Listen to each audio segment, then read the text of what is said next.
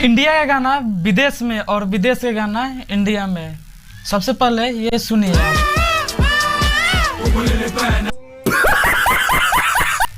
दोस्तों, मैंने भी ये सुना तो मैं बोल रहा था व्हाट इज दिस, तो लोग बोले इट इज सॉन्ग।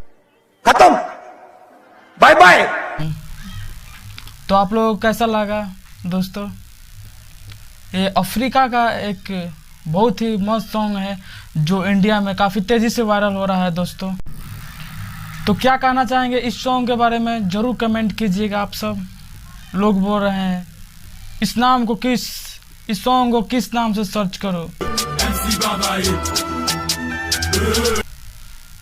और आप ही बताइए इस गाने को किस नाम से सर्च किया जाए।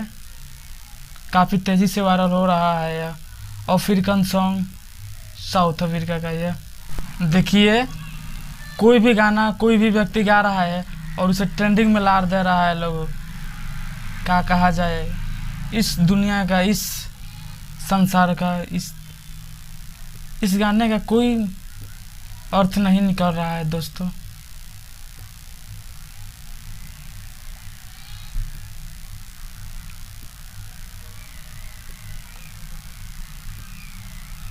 दोस्तों क्या आप भी इस सॉन्ग को सुने हैं तो ज़रूर एक बार कमेंट कीजिएगा आप सब।